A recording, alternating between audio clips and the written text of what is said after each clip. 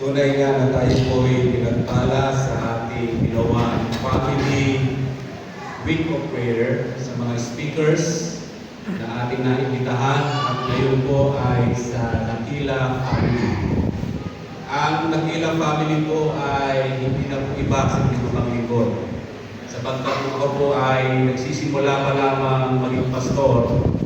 Ang aking internship po ay ginugol sa Mamsi Church at si Brother Obi po ang isa po sa mga associate elder po ng Manila Adventist Medical Center Church. Maliit pa naman Brother Obi si Sister Onyx, no? At talagang pinagpala ang Dakila family sapagkat hanggang dito sa lugar po natin sa Cavite ay sila po ay ginagamit ng ating Panginoon. Unang nais at kilala ang ating ang ama ng tahanan, walang iba kundi si Brother Obi. Ano po? He is a nurse by profession, a loving husband, his wife, Sister Wendell Patila, a dedicated father to his only daughter, Onyx, and currently serving as the Advancement Director of Adventist University of the Philippines. Kaya mga elders, if ever na magkaroon ulit ng pagkakataon si Brother Obi, baka pwede natin ibitahin ulit. No? Kasi kanina, almost sa left hook, saka right hook, yung naranasan natin eh. So, hindi pa natin naranasan yung uppercut. So, ibitahin ulit natin si Brother Obi. Ang speaker naman po natin ngayong divine service ay walang iba kundi si Sister Wendell Latina. She was a graduate of business management, worked in the corporate world for 14 years, but she decided to be a full-time homeschooling mom when she gave birth to her daughter, Onyx. So talagang marami tayong matututunan dito mga mothers. Very passionate in her ministry as a family where she and her husband Obi love to conduct seminars about parenting, marriage, and for the youth. My dear brothers and sisters, this morning we are blessed sapagkat tayo po ay makasama natin ang ina ng tahanan, very spiritual, at siya po ay talaga nagmamahal sa kanyang pamilya. Walang iba kundi si Sister Wendell.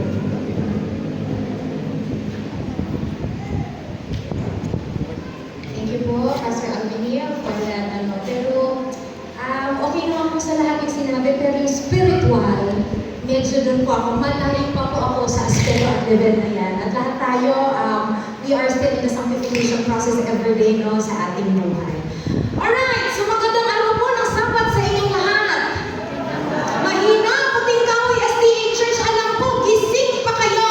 Magandang araw ng Sabat sa inyong lahat. Alam niyo po, buong linggo nyo na kayo po ay nag-help dito ng family togetherness. Wala man ako physically dito, pero ako po ay nakikinig online.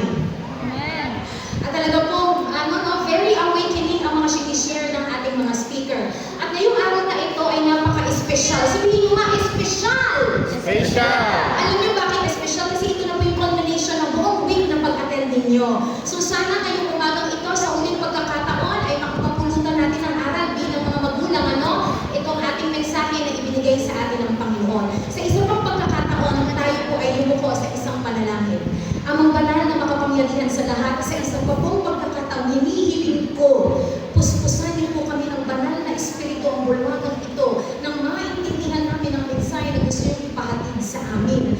Ito pong bibig na ibinigay niyo sa akin, sana po ang mga salita namang nalalabas ay galing sa inyo at hindi sa akin. Dahil alam namin, ang mga nanay ngayon ay talagang nagbabattle sa aming kaaway na si Satanas. Kasi alam niya na malapit na kayo dumating at ang aming mga anak na ibinigay niyo sa amin, ang ipinadaan niyo sa aming mga sinapupunan ay pilit niyang kinukuha nang hindi ito mapunta sa inyong ikalawang pagdating. So sana paghihimay-mahin namin ang sagradong responsibilidad na ibinigay niyo sa aming mga ina ay sana maintindihan namin lalo nang ito'y mga anak na ibinigay niyo sa amin ay mapalapit sa inyong paanan.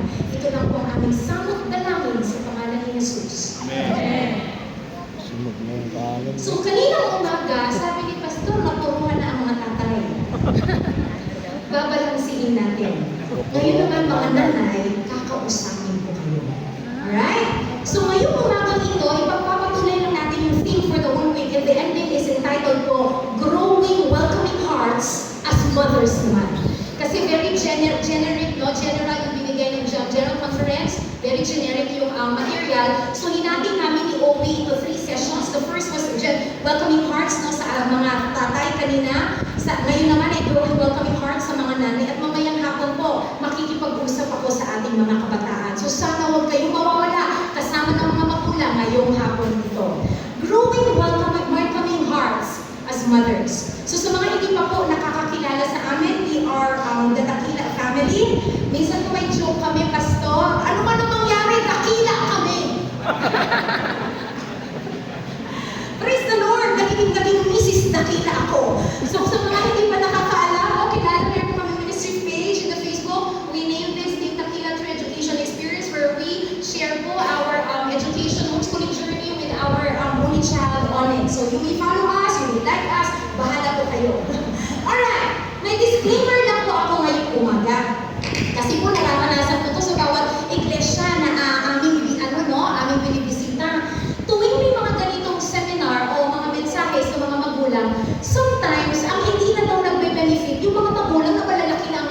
nagtatrabaho na, may pamilya. At lagi na lang nilang sabi sa akin, after lagi ng message is, Wing, sana narinig ko, dati pa yan, nung maliliit pa ang anak ko. Alam niyo po, naniniwala ako na may right timing lagi ang Panginoon. Amen? Never siyang hindi timing.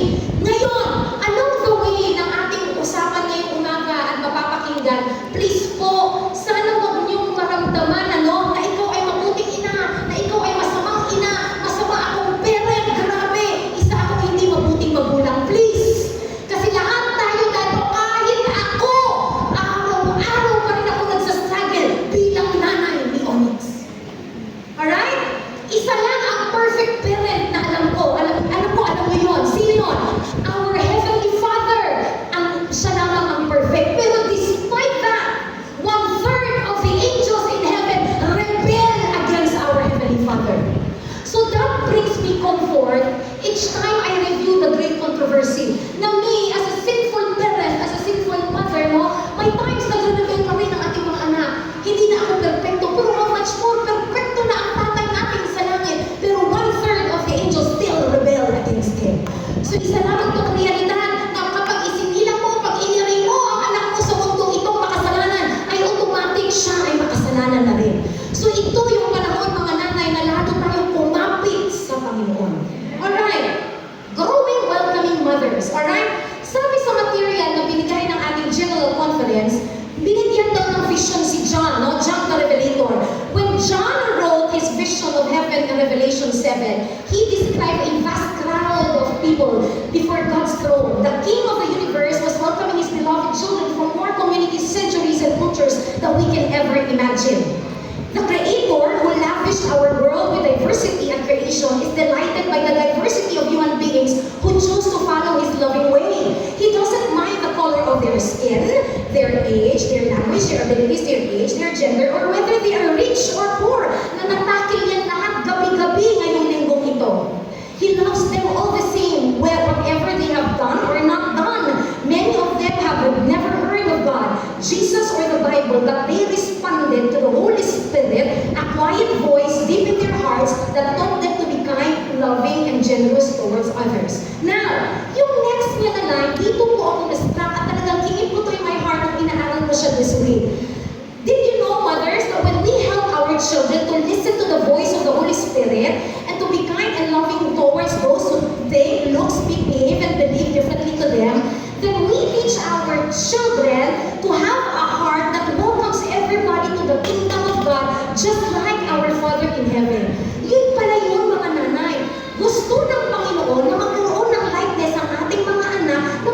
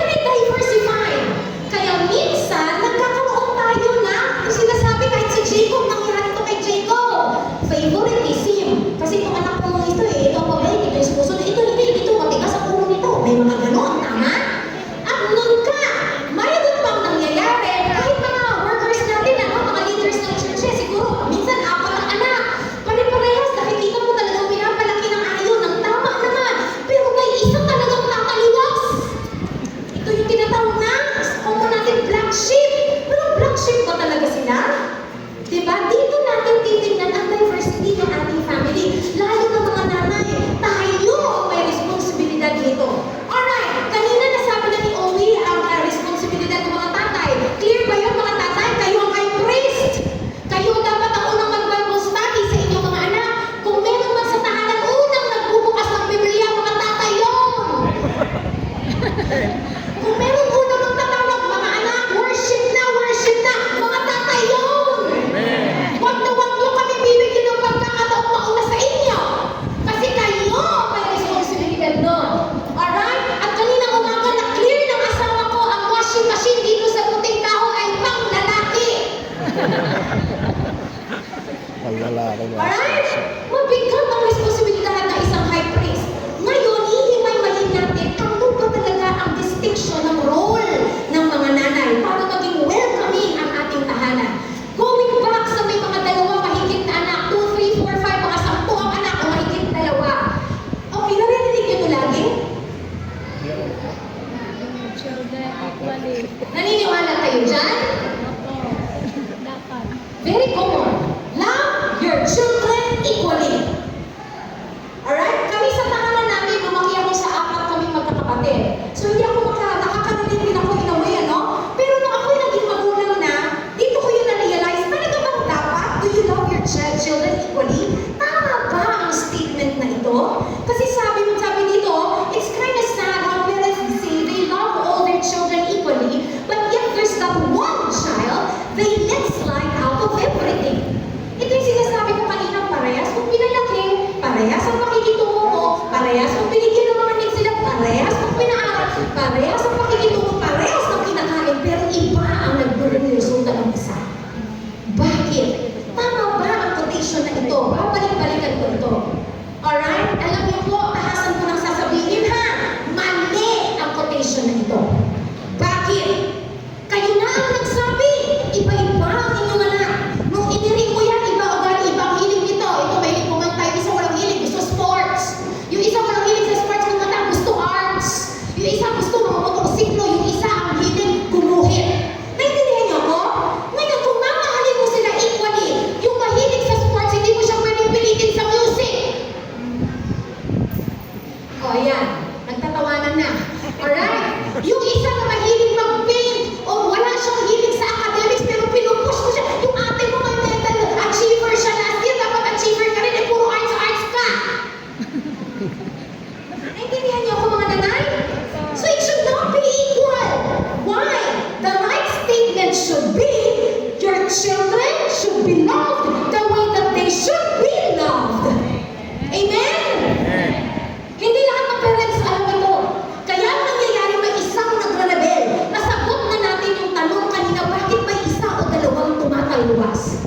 Now, ang sunod na question dyan paano ba to? So my children should be loved the way that they should be loved? Because they're different. They should be loved according to the way they should be loved. Kung paanong paraan dapat silang mahalin. If you find the strength of one child and the weakness of one child, kailangan mo imuot yan sa Panginoon para mahalin mo sila sa diversity na ito na ayon that they should be loved. Nagigets niyo mga na kailangan natin ito gets to. Alright? Now, ang question is, sino may responsibilidad ma-discover itong diversity na ito? Wala na itong iba, nanay, takasan ko nang sasabihin, tayong mga nanay doon. Amen. Gusto na asawa ko yan, nakahati kami ng trabaho, di ba? Ngayon, nanay, very clear na. They should be loved, no? According the way that they should be loved. Kasi iba-iba sila. Hindi mo pwede i-general, ipili pare-parehas ang pakikitungo, pare-parehas ang gusto. Now, alam niyo ba nanay, hindi ito burden. Kasi sometimes naluluwi na, grabe talaga. Ganyan ang mga nanay, araw-araw na, mauutas na ako sa inyo, kulit-kulit yung mga anak ko. Ganyan, mga normal na narinig, di ba? Pero alam niyo mga nanay, pag hindi nyo nakaintindihan ang role ninyo, talagang burden yan. Pero alam niyo ba, napaka-blessing naging nanay ka. Alam niyo kung bakit? Sinabi ni Ellen White sa Testimonies to the Church, chapter 9, paragraph 37, motherhood is the grandest work of all. Nanay, hindi sinabi ni Ellen White fatherhood, motherhood. Amen.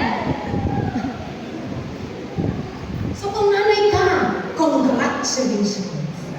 Ikaw ang pinaka-grande na trabaho o karir na inapoy ng Panginoon. Grabe ano? Pero araw-araw sobrang maluwi ang mga natin. Burden tayo. Pero ibahin natin ang isip natin. Oh Lord, thank you for choosing me. Na pinagaan mo sa akin ang bata na iyan sa aking sinapupunan at binigyan mo ng magkakataon na makipag-work with sa iyo sa salvation ng batang ito. Sinabi ni Ellen White, in the children committed to her, every mother has a sacred charge from God. Anong charge sa inyo ng Panginoon? Take this son, this daughter, God says, and train it for me. Give it a character polished after the similitude of a palace, that it may shine in the courts of the Lord forever. The light and glory that shine from the throne of God rest upon the faithful mother as she tries to educate her children to resist the influence of evil. Naiiyak ako kung sasabihin ko ito. Kasi ganun na lang mag-intake for granted ng society ng mundo ang role na ito. Bago ako naging nanay, hindi ko alam ito. Imagine, kulang na lang sabihin sa akin ng Panginoon, si Onyx, ipadaan ko sa sinapupunan mo ha? Tapos paglabas niya, i-train mo para sa akin. Para siya ay maging blessing sa humanity at ma-resist niya ang influence ng kaaway natin na si Satanas.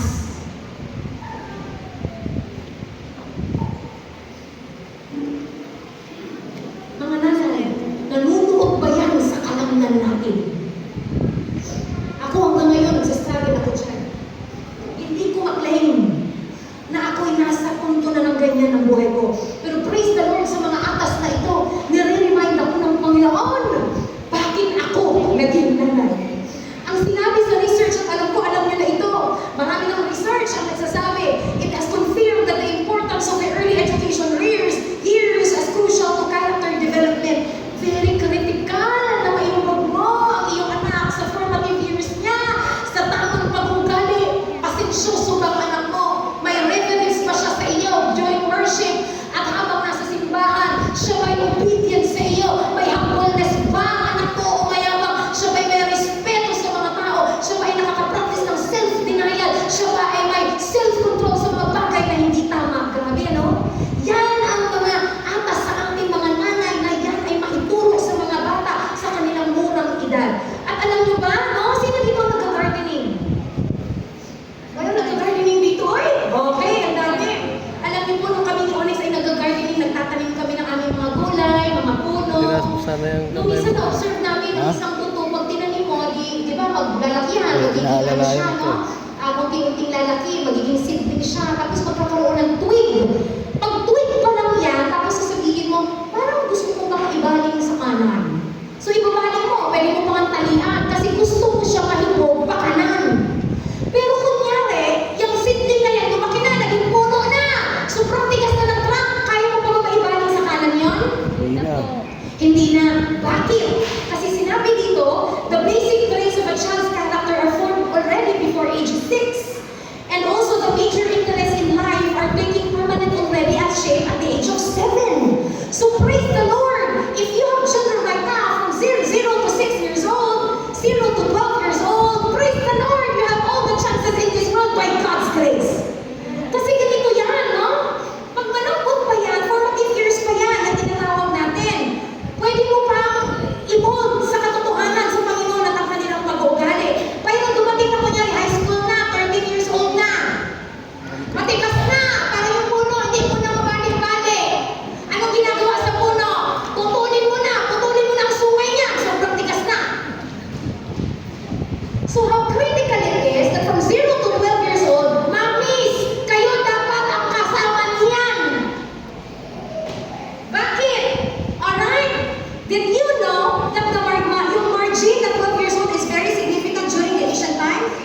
Alright. Among the Jewish practice during the time of Jesus, the 12th year of a Jewish boy is the dividing line between childhood and youth. 12 years old. Bakit? Dapat pag 12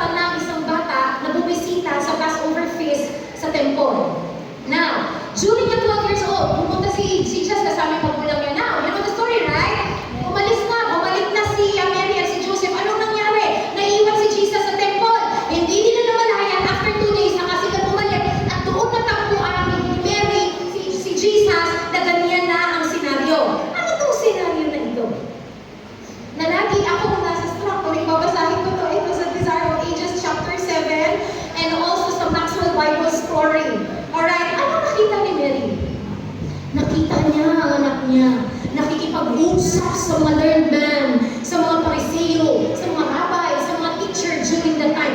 Very learned man, matatalino, alam ang scripture, kabisado ang scripture during that time. And that's them. Lord Jesus was there, talking to them. At sa kaalaman at karunungan ng Panginoong Jesus na batang Jesus na ito, nagulat sila. Sinabi ng mga pariseyo, saan ka nag-aaral? Hindi ka namin nakikita dito sa synagogue school. Bakit kabisado mo ang prophecy sa scripture? Kaysa kabisado namin na mga pariseyo na ito. At alam niyo ba, ako'y naiiyak hanggang ngayon tuwing sasabihin ko ito. Sinabi sa Maxwell book, sa Bible story natin na kulay blue, sabi after a while they began to be questioned, where were you born? Ang sabi ni Jesus, in Bethlehem of Judea. Where do you live? In Nazareth of Galilee. Where did you go to school? I didn't go to school. Then how did you learn the scripture so well? Dito na po ako naiiyak. Ano sinabi ng Panginoong Jesus? My mother taught me.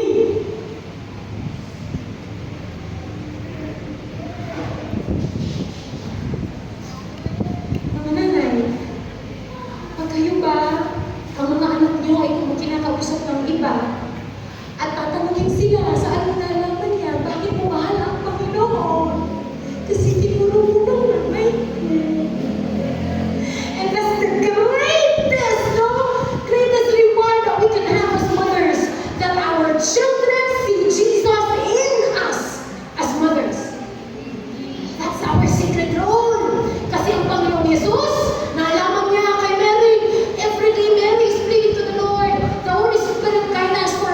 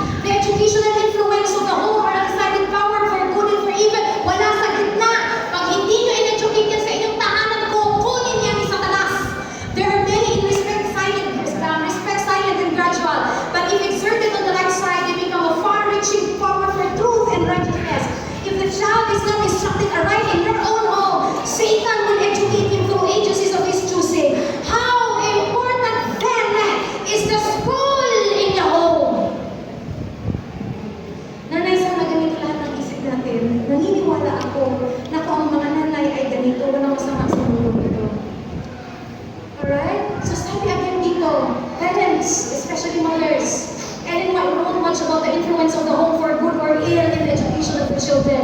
Neither parent should shift the responsibilities of educating the children to the other. Only by working in unison, daddy and mommy, can the father and mother accomplish the work which God has committed to their hands. But, okay, mommy and daddy, you should work together. May back, may malaking back si Ellen White. But, the mother has a unique role. Okay, I hate to say this because you may hate me saying this. But I need to say this. This is not my word. This is from the spirit of prophecy. Alright? Mothers, no work can equal hers in importance. A surrogate mother is a poor substitute for a biological mother who pursues other goals. This is a very, heavy statement. But I need to share this. When I read this, my heart was pierced. Because what is really happening right now in the society, Mami, iyanin mo yung anak mo, ilabas mo. After several months, okay, you'll be busy again, you'll go working, and then another somebody, totally stranger na tao ang mag-aalaga sa isang bata na ibinigay sa iyo ng Panginoon. And then bakit dito, may tinanong dito sa Ellen White, why does the responsibility of educating rest so heavily on parents, especially the mother? Why cannot outside the home services such as daycare centers and early kindergartens take the place of the parents? Because lessons learned, the habits formed during the years of infancy and childhood have more to do with the formation of character and the direction of the life than have all the instruction and training of after years. Nakagaling lang po namin ng Amerika. Kami po ay nag-stay doon for 2 months. We've been traveling for 15 states for 2 months. Na-witness namin itong mag-anak. Usong-uso doon ang daycare center. At the early age of 2 years old, ang bata pinapasok na. Ang teacher magpadede. Ang teacher ang magtimpla ng dede, magpalit ng diaper, magpatulog. Ang nanay mag-overtime sa work. Sabihin natin hanggang alas 8 ng gabi. Kung hanggang oras siya mag-overtime sa work, sa kanya lang pipick upin ng bata 2 years old para kunin niya iuwi. So ito ang nangyari. This was written 100 years ago, ni Ellen White. Ang nakita niya sa panahon natin ay mangyayari ito. At ito'y warning sa atin. Alright? Bakit hindi ito ini-encourage ng ating spirit of prophecy? Sabi daw dito, do not send your little ones to school too early. The mother should be careful how she trusts the moving of the infant mind to the other hands. Pero bakit may mga nanay na ihing-ihing-isip agad sa school kahit 3 years old pa lang, 4 years old ang kanilang mga anak? And my heart is really broken on this situation. The spirit of prophecy answered us. Strong Guidance 302.2. Many mothers feel that they have no time to instruct their children. And in order to get them out of the way and get them out of their noise inside their home and the trouble, they send them to school.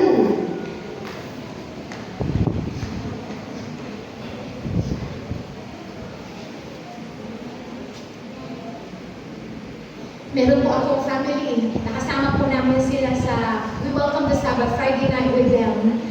So, nakaupo kami for Sabbath dinner. Nakaupo ako dito, yung bata katabi ko, elementary age, yung tatay katabi niya, and then yung nanay.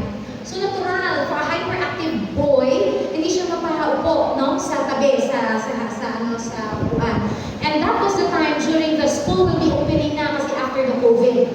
Ngayon, rinig ko sa aking tenga and my heart was really broken. Since hindi niya mapaupo yung anak niya, ang sinabi ng tatay is, buti na lang, pasok ka na next week. Buti na lang, doon ka na sa school, huwag ka na dito sa bahay. My heart was broken. So this proves that it is true. Sometimes we are irritated sa noise, sa kulit ng ating mga anak. So para mawala yung kulit at noise sa loob ng tahanan, ipasok na lang kita. May isang nanay na nakausap, 3 years old, pinasok niya. Sabi ko, bakit ang aga? Supposed to be, nagka-climb pa yan ng trees, nag-roll over pa yan sa mga grass, naglalaro pa yan sa tubigan, nagtatampisaw pa yan sa ilog. Bakit mo pa uupuin sa isang box na classroom na kailangan niya yung hyperactivity na yan to develop his physical strength? Ang sabi ng nanay sa akin, and my heart again was broken, sabi ng nanay sa akin, kasi pag sa bahay, sure, wala siyang natututunan. Buti pa doon sa daycare, sa kindergarten, may natututunan siya. Mommy, you are the first teacher of your children. So you need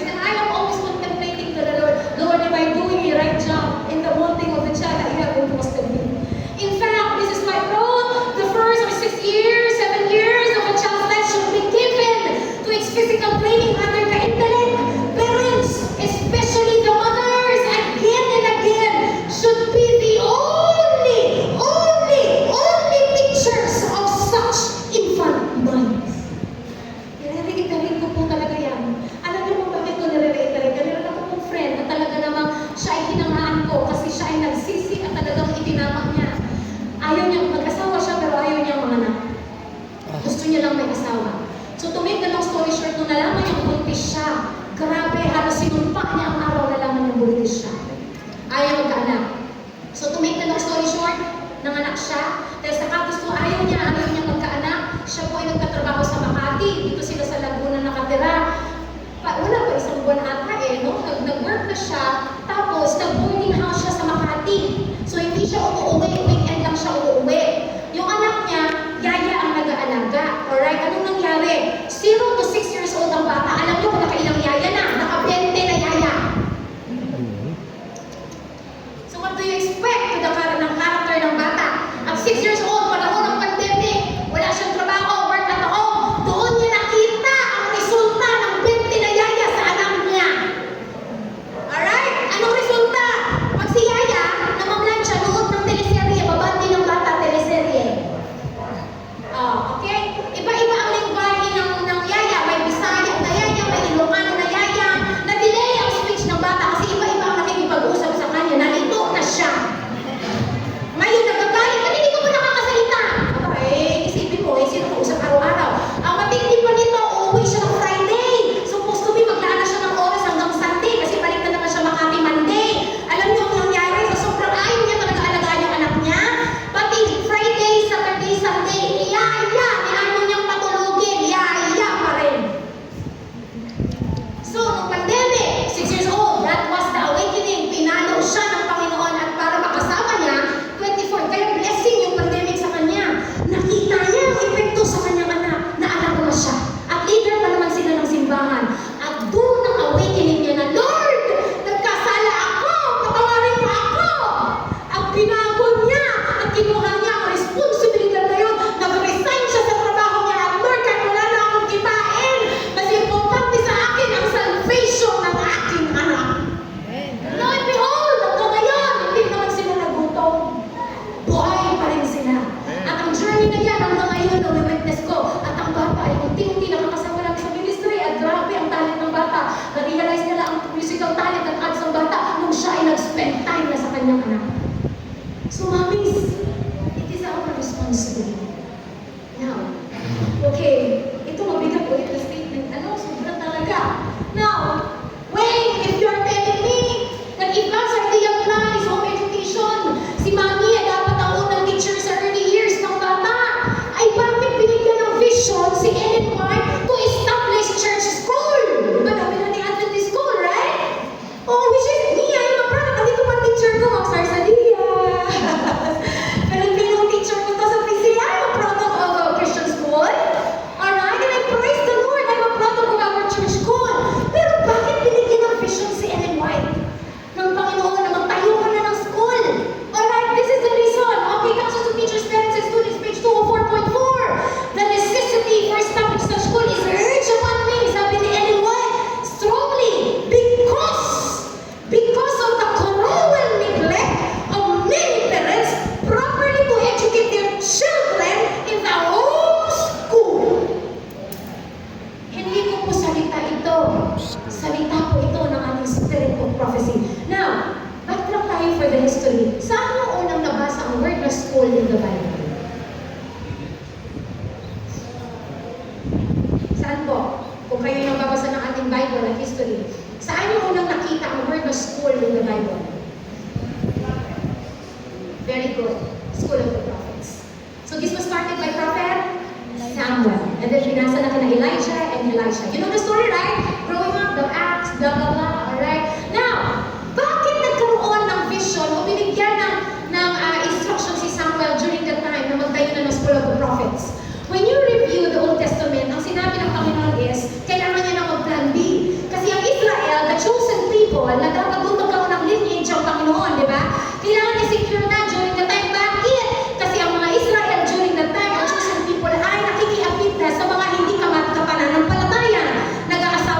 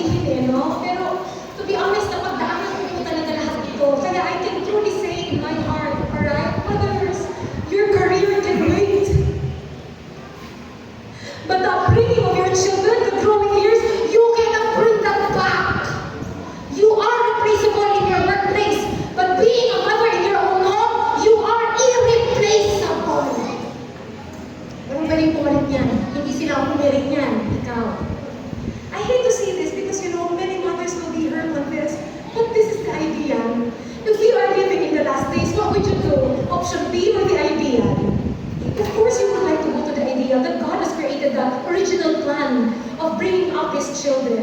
Now, one time, when on is like around 4 years old, I saw this post in Facebook. And I kept this in my heart.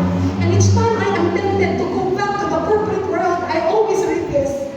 One time, nabasa ko ito, sabi dito sa post, a child very innocently asked his mother, sabi nung anak, Mommy, would you leave me your purse full of money and you will be with our maid for some time? And then the mother answered, of course not, sweetheart. I don't trust her at all. And then the child answered, Mom, then why do you leave me with the maid?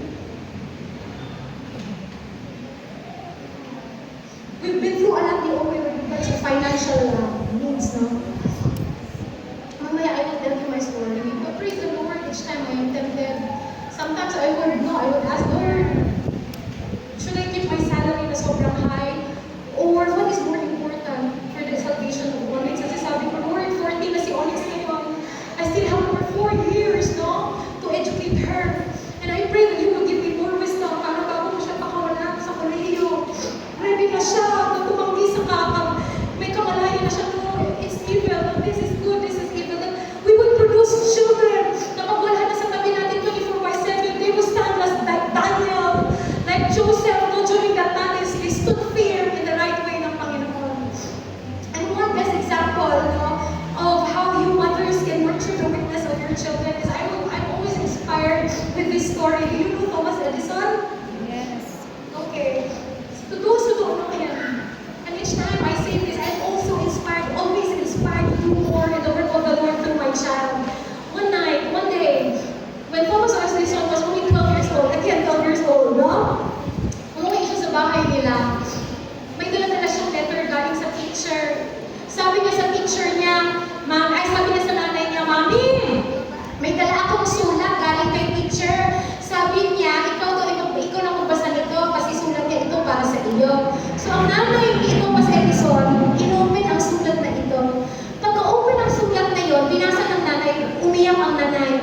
Sabi ni boy Thomas Edison, 12-year-old Thomas Edison, Mami, ba't ka umiiyak? Anong sinabi ni teacher sa sulat? Alam mo kung sinabi ng nanay ni Thomas Edison? Sinabi ng nanay, anak, hindi ka na papasok sa school.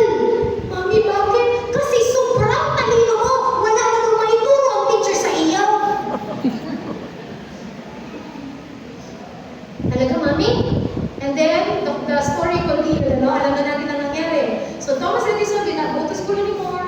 He stayed with his mother at home, and then the mother, is the one who educated him. And then time went by, until such time that Thomas Edison became the inventor of his century. Ano ang na-invento niya na nakikinabang tayo ngayon? Light bulb. Kung wala si Thomas Edison, di wala tayong light bulb. Ginamit siya ng Panginoon, para magkailaw tayo.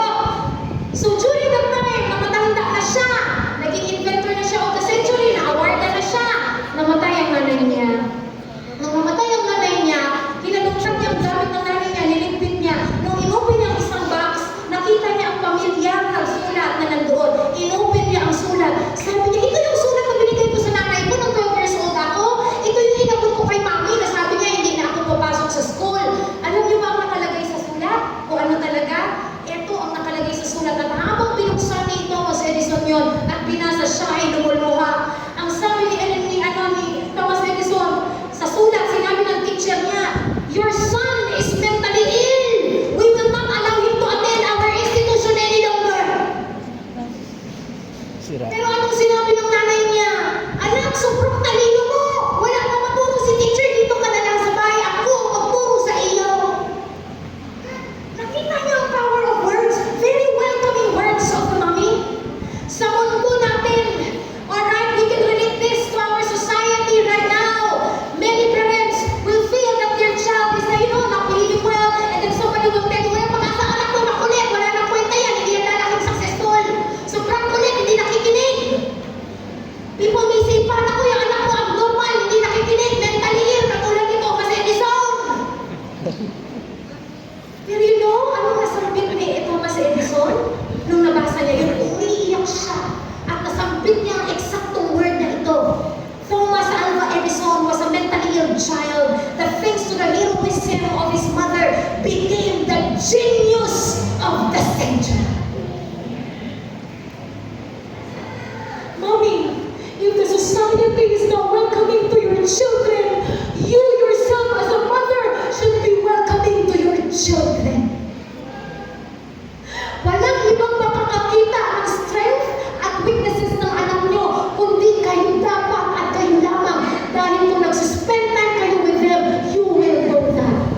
I praise the Lord for the ministry of our teachers. Hands up ako sa mga guro at kita ko talagang hirap nila. Lalo na ang mga guro na maliliit ang mga bata at tinuturuan. Sila ay may pamilya din. Pero sa isang classroom na 20 children, 20 children ang inaalagaan mo, how can you expect for that teacher na iwan-on niya at na-develop niya ang karakter, ang strength at weaknesses ng batang inaalagaan niya sa classroom? Mommy, it's not the job of the teachers. It's the job na binigay sa inyo ng Panginoon. Pero ang mother-in-law ko po ay educator for 40 years. Sa mga nakakalam po kay Mami Esther Tequila, meron siyang kinuwento sa akin na hanggang ngayon hindi ko malilimutan. Dahil bilang teacher, naranasan niya. Pasukan noon, nag-o-on ang pasukan, may bata, nagpapasok sa kanyang classroom. Ngayon ang nanay ay bumalik sa kanya after 3 months. Sinabi niya sa teacher kay Mami, "Ma, bakit ang anak ko simula ibinigay ko sa isang classroom ninyo, bakit ganito na ugali?" Sabi ng nanay sa teacher, alam niyo sinagot ng teacher, "Ay Mami, hindi ko po alam, 3 months pa lang yan sa akin, sa inyo po, simula yung pinanganak yan, ay sa inyo na." Sometimes ang mga guro ay nasisisi, pero reflect on yourself as a mother, am I doing my job bilang first to say sa character development ng mga anak ko? Kasi yung mga teacher is second killer po sila, and we should work with them hand in hand. Now, you may ask me, ano ba ang first lesson na dapat matutunan ng ating mga anak? Alam niyo na to, if you're reading the Spirit of Prophecy, Ellen White wrote, total obedience is the first lesson that a child should learn. Parents, how can your child obey the Lord if she did not learn how to obey you? Bakit ko ini-emphasize to parents? Sometimes growing your children, we emphasize, dapat mahalin mo ang Panginoon! Dapat sumunod ka sa Panginoon! Alam niyo ba kung gano'ng kahirap sa kanila yun? Hindi nila nakikita physically yung Panginoon. Wala silang alam na sa Panginoon. Wala silang idea. Because no, parents, mothers and fathers, we are the representative of Jesus in our own home. Ngayon, kung hindi natin mapapakita ang karakter ng Panginoon sa kanila, at hirap na hirap sila i-obey tayo, physically nakikita tayo, araw-araw pero hirap sila i-obey tayo. How can you expect na madali sila i-obey ang Panginoon na hindi nila nakikita physically? So that's the challenge, parents. Mother, you should be the queen of your home, and your children are your subjects. Mother should rule her household wisely in the dignity of her motherhood. Tell your children exactly what you require of them, and let them understand that your word must be obeyed. Your words are the rule in your home, mommies. Then in the training of that kind of training, the respect to the commandment, matututunan nila mag-obey sa commandment ng Panginoon na may thou shalt and thou shalt not. Onyx, thou shalt not eat that. Onyx, thou shalt not stand on that platform, on that sofa. Onyx, do not sing that. Onyx, do not read that. In that way, thou shalt and thou shalt not are exercised in your own home. Pag sila hirap din sundin ang mga rule niyo sa bahay, how can you expect that they will obey 100%, precept by precept, line by line, the commandments of God? So, Mommy, sorry to say, this is our responsibility. I will not go on more. Alright? Character. Alright, Mommies, I have nothing against if you're into academics sobra. Anak, dapat takon ka! Anak, dapat summa cum laude ka! Anak, dapat perfect yung exam mo! Alright? But is that really the right way in educating our children? Hindi mo madadala ang academics sa langit. Ano ang madadala sa langit? Ang mga medals, ang mga trophy, ang mga certificate? No! It's all about earthly award and earthly reward natin. But the character building is the most important work ever entrusted to human beings. And never before was this diligent study so important as now. Meron kami kaibigan ni Omi, 3 anak niya, graduate lahat, summa cum laude. Pero pag tinanong mo kung masaya yung nanay, sad ang face at sasabihin niya, "Sis, summa cum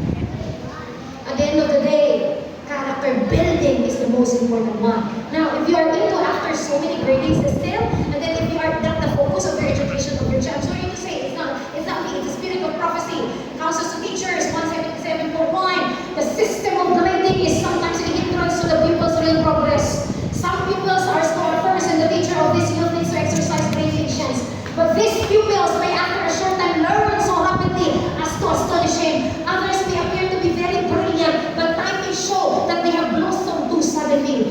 The system of confining the children knowledge into grades is not wise.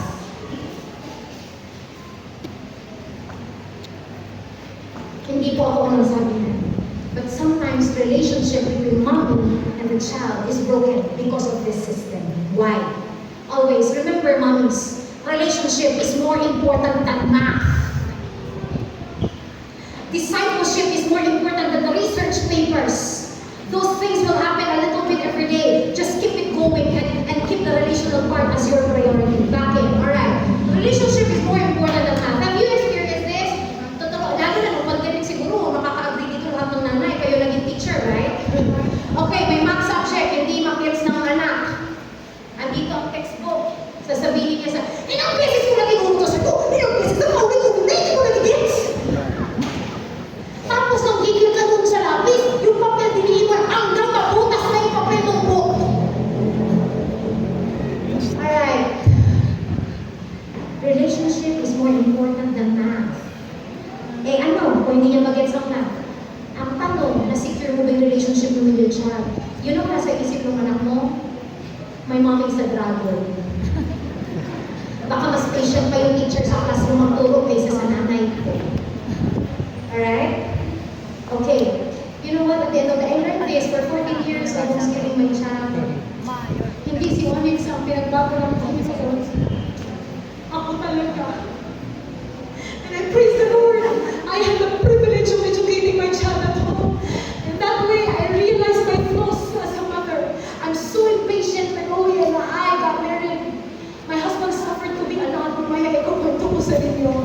But praise the Lord, I claim this responsibility. And along the way, akala ko si Onyx ang dapat kong baguhin. Ako pala bilang nanay ang dapat magbago muna. You know, there are words that hurting our children. Best friend tinuro, ang hinahina mo.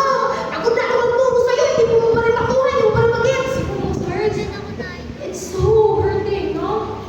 We can say that, you know what, baby, anak, I know you're having a hard time learning math now, but you know what, I still love you. I love you even though you cannot get this math. And I will come. If your brain is ready already, you will learn this fast. Alam ko, matututunan mo ito ng mabilis. Kasi alam ko, hindi pa ready yung brain mo to grasp this math subject na ito yung topic natin. But you know what? Kahit hindi mo pa alam tong math na to, I still love you. At hindi kita papakawalan at hindi ako susuko sa iyo hanggat hindi namin ito natututunan parehas. That's how relational part is important rather than academics, parents. Because at the end of the day, nobody will accept your children kung mahina sila sa math. Ikaw lang bilang nanay. At sad to say, as a nanay, hindi minsan natin matanggap to. Lagi tayo, ang hina na anak ko, wala siyang award, wala siyang achievements award. So you know what, at the end of the day, hindi basihan ang pagkatao yan. Sometimes, children are mahina sa academics, but they're very good in music. Sometimes, mahina sila sa science, but they're very good in sports. Pero sad to say, our grading system is only locked in those academics. That the child is measured na matalino sila because of those academics. But you know what, at the end of the day, there's so much more in life rather than academics. So parents, inihagin ko na to sa inyo, dinapin ng Panginoon, nanay, kayo dapat ang makakita nito sa buong mundo na doon, ikaw dapat bilang anak, no? Bilang nanay. Now, sometimes we became so impatient with our children, and sometimes we do not treat this, oh Lord, what am I going to do? Alam niyo po, nung nabasa ko po, I was really crying. No? Sabi ko, the fruits of the self-control. Sabi ko dito, parents, every time you lose self-control and speak and act impatiently to your children, you sin against God. The recording angel finds every impatient and guarded word spoken before them, carelessly in jest, and every word that is not chaste and elevated, he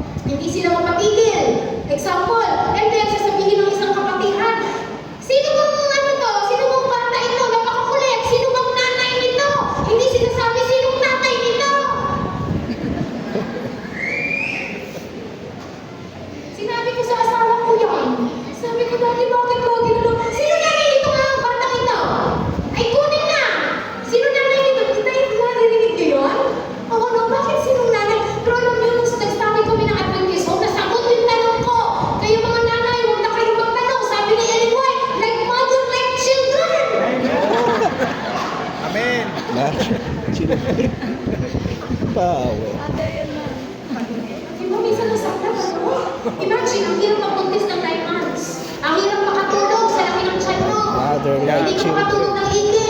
Ang hirap ng libo, ang hirap ng iniribo, paglabas, kamukha ng tatay.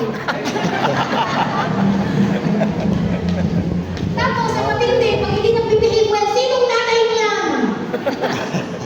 So sabi ni Ellen White, the tenderest earthly ties between the mother and her child. The child is more readily impressed by the life and example of the mother than by that of the father. Ayan na. For a stronger and more tender bond of union unites them. This is very true. Hindi ko rin maintindihan, no? But when you study the child guidance book of Ellen White, 80% pertains talaga to mother. So sa mga future mothers yun, mga dalaga, mag-isip na kayo. We need to plead. It's a divine calling, alright? Oo, kasi napakahirap mo talaga as a mother kung hihimay-mayin mo ang sacred duty na to. At ang ating susing talata this morning, Deuteronomy 6:47 tells us that parents to diligently teach your children in the ways of God. Talk about Jesus when you sit at home. Talk about Jesus when you walk along the road. And talk about Jesus when you lie down. And talk about Jesus when you get up. Ang bigat, meaning, bilang nanay, at kasama mo lagi ang anak mo, dapat mamis nakikita si Jesus sa atin. When you lie down, when you walk along the road, when you read, when you watch, when you speak to them, everything should be shown ang karakter ni Jesus sa atin. Napakahirap. Alam mo, Jem, each time we do the parenting seminar, may mga nagtatanong sa akin, ma'am, ano po ang pinaka-hirap o pinaka-challenging na role sa mother? Sabi, hirap makainit, ang harap na uwi. Sa akin, feeling ko hindi yun ang pinakamahirap. Ang pinakamahirap talaga ay mapakita mo ang Panginoon sa iyong mga anak. At alam niyo po ba na kahit sa ating mga kinakain, napakahirap, mami, sobrang bigat ito, na dapat pati sa ating lalatan nating pagkain ay talagang makita ang Panginoon pa rin ang ating mga anak. Bakit? Ang sinabi sa Councils on Riots and Foods, it is a sin. Ay, naku po. It is kasalanan to place poorly prepared food on the table because the matter of eating concerns the well-being of the entire system. Many a wife and a mother daily sets before her family ill-prepared food, which is steadily and truly impairing the digestive organs and making a poor quality of the blood. The result is frequent attacks of inflammatory disease and sometimes death. I hate to say this, but I need to say this. Mommy, sometimes tayo ang mapatay sa ating mga anak. Alright, I have a friend at an early age, teenager years pa lang ang anak niya. 17, 18, no, namatay na. Sasabi ko sa kanya, bakit ang aga? Kidney failure. Sabi ko, bakit? Anong pinapakain sa kanya nung bata pa siya? Hindi daw makakain ng bata everyday kung walang laki, may pansit, kanton at hotdog. So 17, bumigay ang kidney. So mommies, it is only by God's grace na makakabuhat tayo ng pagpunga sa Panginoon. Paano natin madadala ang anak, lalo na sa isa pa sa kanilang kinakain. Mothers, again, every mother is a teacher and every mother should be a learner in the school of Christ, that she may know how to teach, that she may give the right mold and the right form of character to her children. Meaning, if you are not a BS education graduate, it's still okay because you are still enrolled in the school of Christ as a mother to your children. And you may think, parents, mommies, you may think you don't have time to do all this, but you must take time to do your work in your family, else Satan will supply the deficiency. Mommies, if you are busy, ito ang atas sa atin, cut out everything else from your life that prevents this work from being done, and train your children after His order. Neglect anything of a temporal nature. Be satisfied to live economically and bind about your wants, but for Christ's sake, do not neglect the religious training of yourselves and for your children. Sometimes sinasabi nila sa akin, ma'am, gusto ko naman talaga alagaan, kaso hindi kaya ang one-income family. Alam niyo po, ang sinasagot ko lang talaga po, na-try niyo na ba? Try niyo. Diba?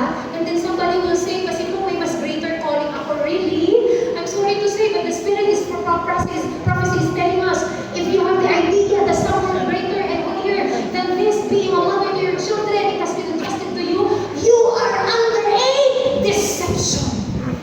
These are strong words. But these are words from the Spirit of prophecy. And sorry to say, I need to say this also. Naku talaga, baka hindi yun ako imitahan next time, but I need to say this. Pero dito sa akin galing, hindi ko to quotation. Sabi daw dito, sa mga naglilingkod sa Panginoon at grabe ang ministry. Sabi ni Ellen White, Adventist Home 354.1, ministers' children are in some cases the most neglected children in the world. For the reason that the parent is with them but little and they are left to choose their own employment and amusement. Okay, a little bit segue. Si Owie has 2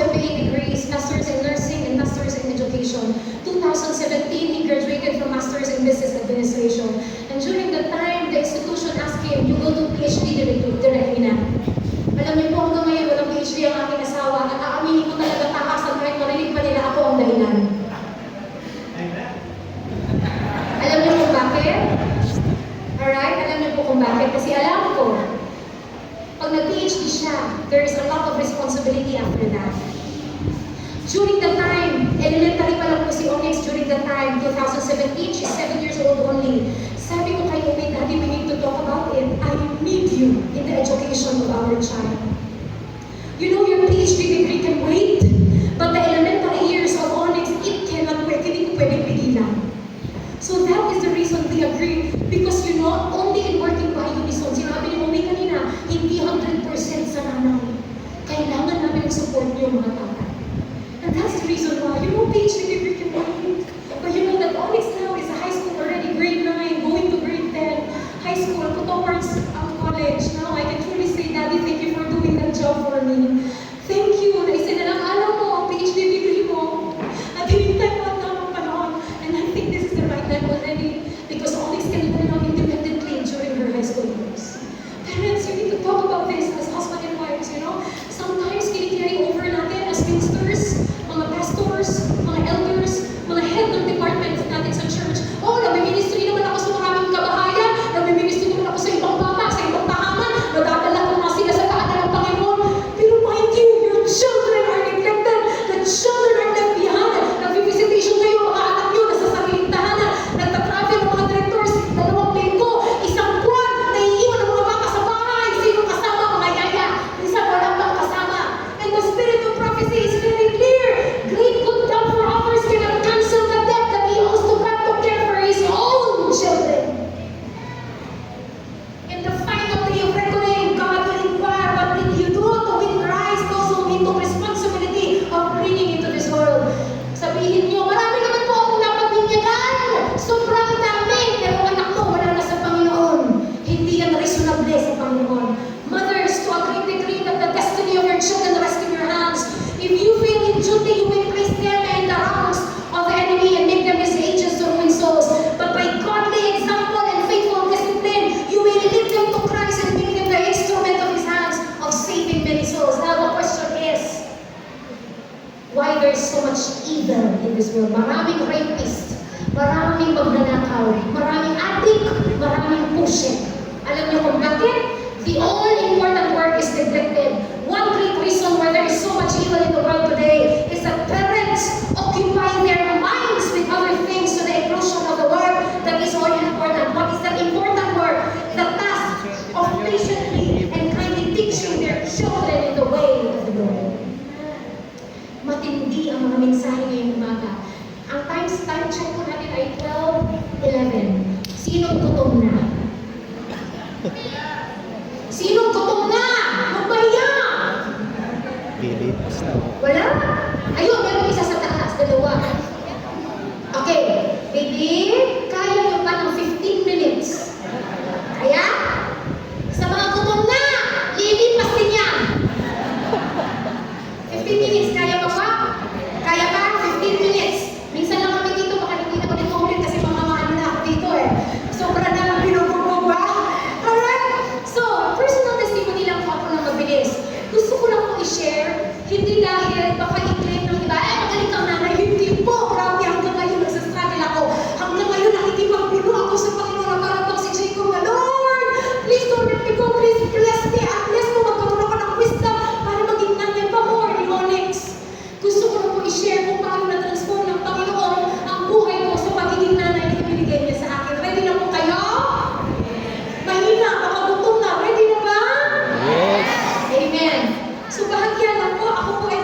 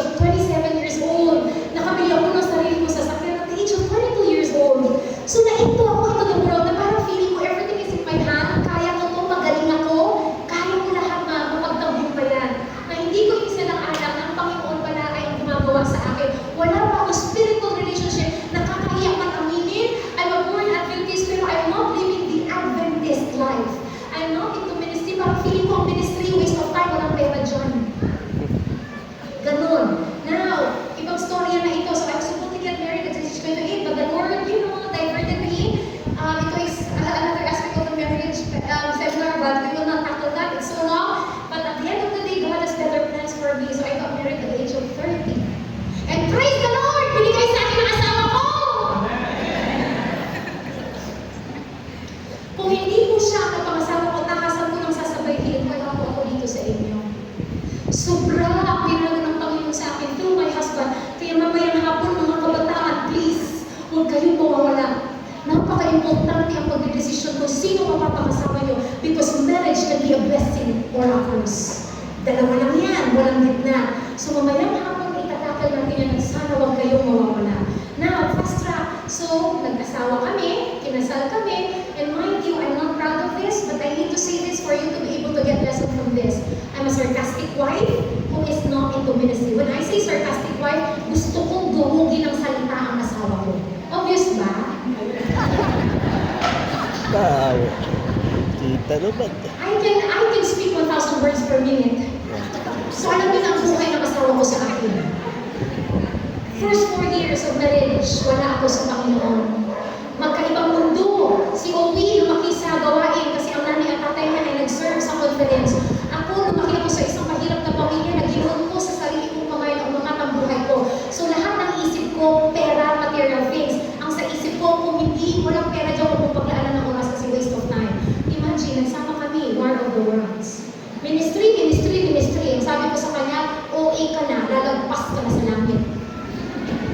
Hindi ko maintindihan ang panahon na iyon. First 4 years, Wednesday night, Friday night, Saturday hanggang Sunday pa, mag-Bible study pa, mag-house to house. So naiinis ako sa kanya.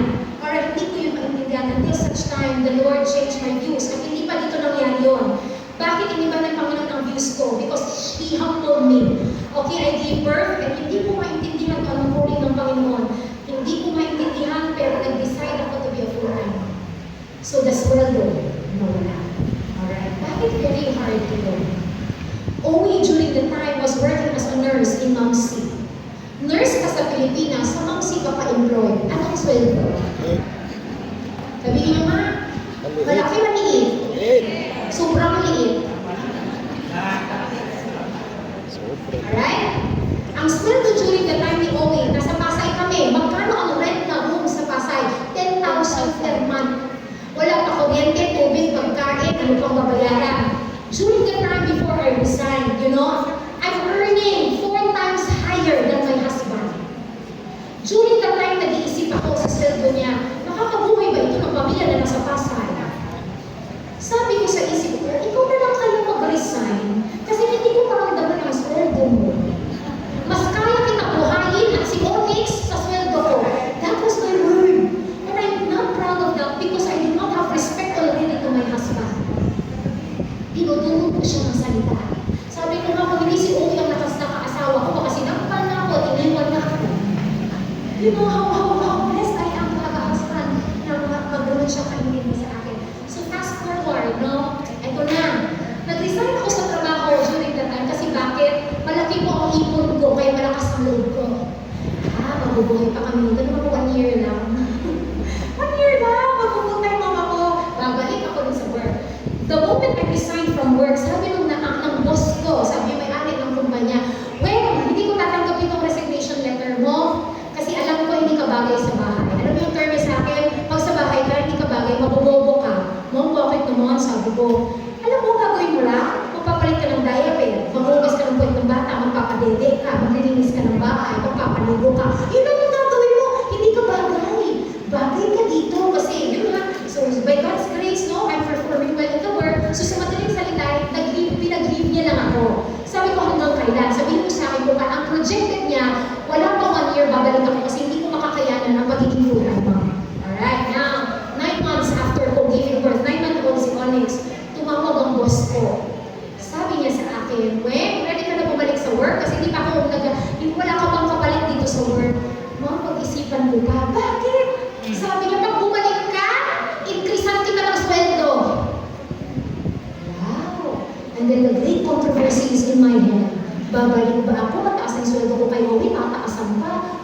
O, aalagaan ko si Onyx sa bahay, patuloy kong mahalin. That battle came to me.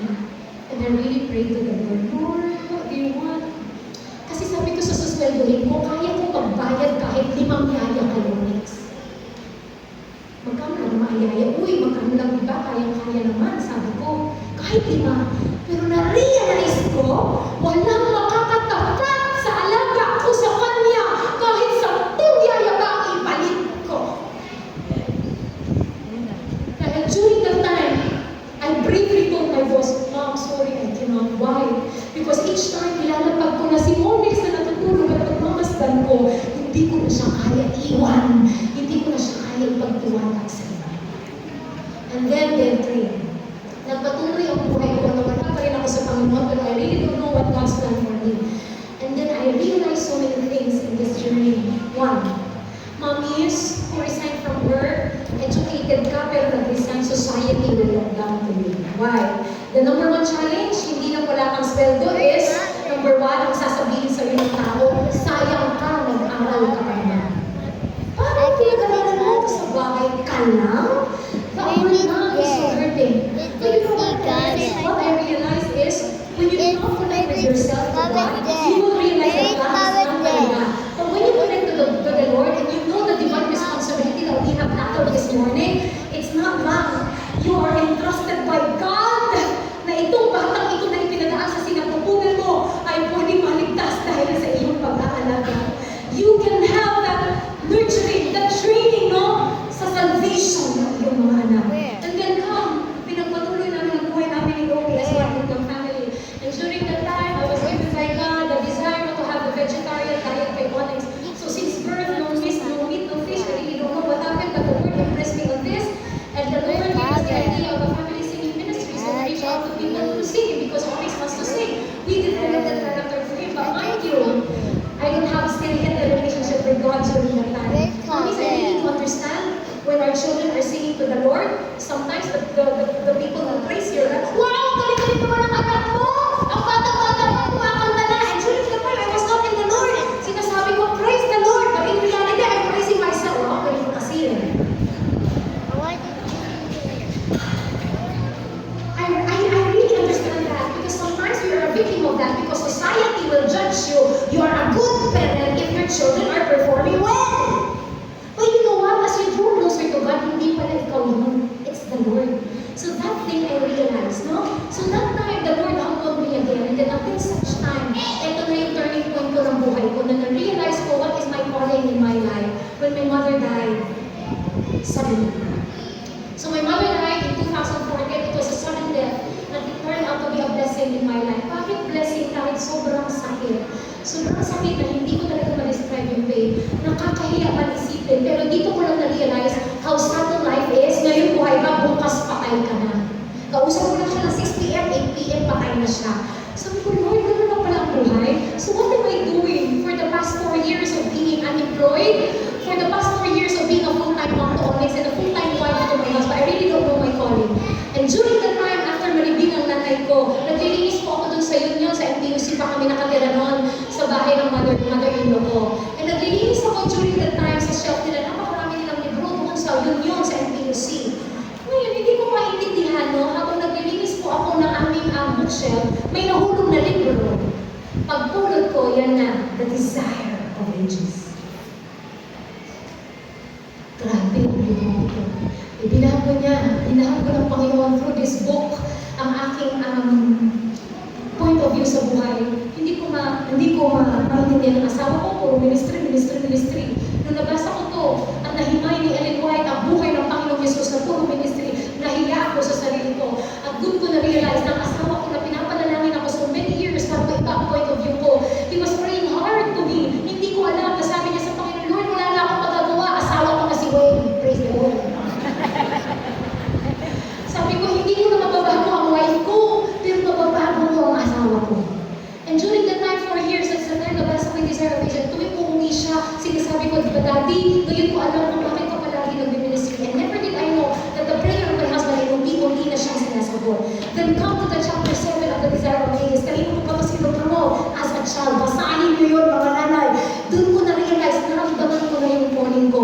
Oh wow, this is my calling. Why I became a full-time mom. I would like to have the training that Mary had during the time that Jesus is only a boy during the time. At sinundan ko na yun ng child guidance book. Sinundan ko na yun ng patriarchs and prophet. Sinundan ko na yun ng prophets and king. Sinundan ko na ng steps to Christ.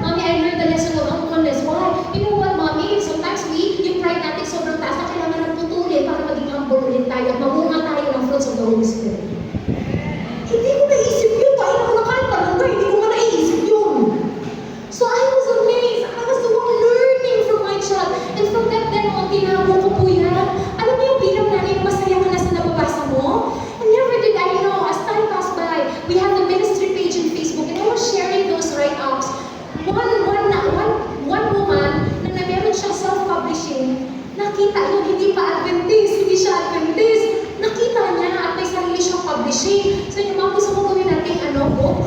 Gawin natin devotional book. Paano yun? Eh, wala naman akong alam. Gawin yun. Ginabayan niya ako. And I know deep in my heart that this woman was used by God for us to be able to produce the book that only shared this morning, Nature's Secret Treasure. I'm not promoting this to be able to say to you, magaling akong nanay. No! It is me who learned from this. That you know, in this world full of gadget already, that the children do not appreciate anymore the malunggay tree, the penchay, the grass, the rocks. They do not appreciate that anymore. Tadyak-tadyak na lang nila yung may mga rocks. Pero hindi nila alam kung ng rock ng minerals yan. Kanina yung engineering economics, yung carnivorous plant, do you know that there's no carnivorous plant? I do not know that. You know, but they do not appreciate that already because of the gadget. And I praise the Lord that the child kindness book is true enough that our children can see God through His marvelous creation. Amen. And by another knowledge, secular music, and so on. And the Lord used me sa Mamsi Church as a women's ministry, young leader, and left and right, the Lord changed my life. Wala akong hiling sa ministry, but praise the Lord, God gave me this blessing to minister to different churches, no, to different walks of life, to DIHA, PNPA, at lahat na po, no? At maraming magulang, marami kami nakilalang parents na through this family ministry of ours, maraming naging intentional parent to raise their children in the way of the Lord. At hindi lang po ang nakakatuwa mo yun, tinanggap nila si Panginoon na personal nilang tagapagligtas. Imagine, for a housewife na nakalak lang po ako sa corner ng house namin every day, 24/7. Pero you can reach people through this ministry. And the Adventist home is really true. Before you reach out ministry to other people, minister first to your children. Because your children, if the fruits of the Lord and the Holy Spirit will be seen there, that is the powerful testimony that you can share to the world kahit hindi ka pa mag-sermon. And it continued. At tumaki na po ang aming ministry and many more. Hindi ko na maiisa-isa. So those family accepted Jesus as their personal Savior. Just nag-start lang on sharing, being a mother to honest. That's how God great is. Mothers, hindi ibig sabihin na nasa bahay lang kayo, ay wala na kayo ma-reach out, you know. You can be a powerful testimony to the world. That an orderly house is a powerful testimony that you can share Jesus to the whole world. Marami pa po yan, hindi ko na yan maiisa at makarami. Now, as I close, mommies, the mother who trains her children for Christ is just really working for God, as is the minister in the pulpit. Your children will not remember you how great of an employee you are, or how pushing the back boss, but they will remember you if you were there for them or not. Darating ang panahon, haharap tayo sa Panginoon at hahanapin sa atin ang ating mga anak. At alam niyo ba na ang Panginoon, sinabi sa Spirit of Prophecy, hindi Father's reward, Mother's reward.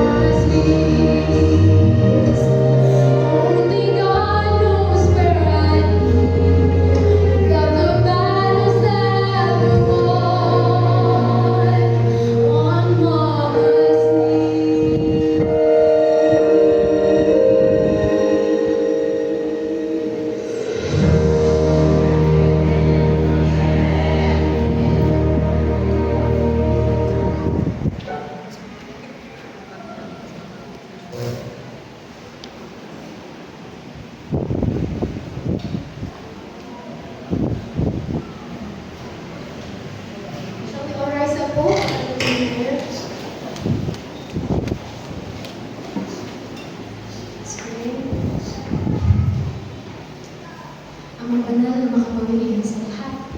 Totoo po ang kanta. Maraming naligtas na mga bata dahil sa panalangin ng kanilang mga ina. Sa mundo na ginagalawa namin, ang mga aming mga bata, ang aming mga anak ay kinukuha ni Satanas. Pero mabuti kayo at nandiyan kayo sa amin. Na dahil sa panalangin namin, dahil sa sinagot niyo ang aming panalangin at patuloy niyo kami tinutulungan, na isasalba pa ang mga anak na ito sa amin at sa inyo. Panginoon, isa lang ang aking dalangin. Kaninang umaga ay napagdasal na ang mga ama ng iglesyang ito. Gusto ko rin po ipanalangin sa espesyal na paraan ng mga ina. Alam ko po at ramdam ko po ang mga struggle ng mga nanay araw-araw. Mga full-time moms o mga papaka-working moms man, lahat kami may kanya-kanyang struggle. Pero Lord, alam niyo ang desire namin bilang mga nanay na mapabuti ang aming mga anak. Pero minsan kami po ay natatagod ng kaaway. Minsan hindi namin alam kung paano at ano ba talaga ang responsibilidad namin. Pero ngayong umagang ito, dinadedikin po namin ang aming mga sarili bilang mga ina. Isinusuko po namin ang aming mga kakayahan at karunungan na sana i-fit inyo ito. Karunungan niyo lamang ang mga tangay sa amin.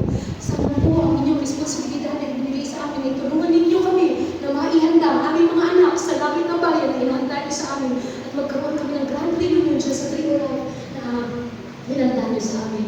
Sana po, Panginoon, na yung araw na ito hanggang hapon ay matutunan pa namin ang pagiging magulang na ibinigay niyo sa amin. At maging maayos kami mga parents na ayos sa itong kagustuhan at hindi namin kagustuhan. Ito na po ang aming sangkot dalangin sa pangalan ni Jesus. Amen.